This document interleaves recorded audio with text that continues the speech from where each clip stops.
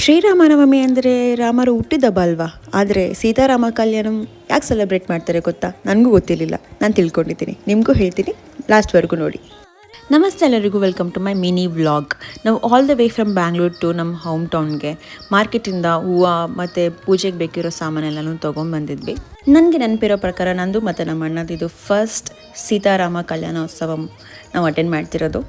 ಇದು ನಮ್ಮ ಡ್ಯಾಡಿ ಹುಟ್ಟಿರೋರು. ಪ್ರತಿ ವರ್ಷ ಹೀಗೆ ನಮ್ಮ ಡ್ಯಾಡಿ ಮುಂದೆ ನಿಂತು ಪೂಜೆಗೆ ಏನೇನು ಬೇಕು ಎಲ್ಲ ಮಾಡಿಸ್ಕೊಡ್ತಿರ್ತಾರೆ. ಈ ಸರಿ ನಾವು ಭಾಗಿಯಾಗಿದ್ವಿ. ಇವಾಗ ರಾಮನವಮಿ ದಿನ ಕಲ್ಯಾಣೋತ್ಸವ ಏನಕ್ಕೆ ಸೆಲೆಬ್ರೇಟ್ ಮಾಡ್ತಾರೆ ಅಂತ ಹೇಳ್ತೀನಿ.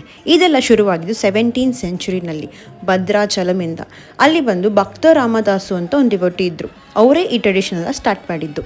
ಅವರೇನು ಹೇಳ್ತಾರೆ ಅಂದರೆ, ದೇವಾನುದೇವತೆಗಳು ಭೂಲೋಕದಲ್ಲಿ ಬಂದಾಗ ಮನುಷ್ಯ ರೂಪದಲ್ಲೇ ಬರ್ತಾರೆ ಮತ್ತು ಅವರಿಗೆ ಶಕ್ತಿ ಸಿಕ್ಕಿದಾಗ ಮಾತ್ರ ಅವರು ದೇವತೆಗಳಾಗಿ ರೂಪುಗೊಳ್ತಾರೆ. ಹಾಗೆ ರಾಮರು ಸಹ ರಾಜನಾಗಿ ಹುಟ್ಟಿದ್ದು. ಹಾಗಾದರೆ ರಾಮನ ಶಕ್ತಿ ಯಾರು?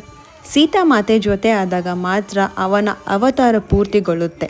ಮಿಲನ ಆದ ಮೇಲೆ ರಾವಣ ಸಂಹಾರ ಮಾಡ್ತಾರೆ.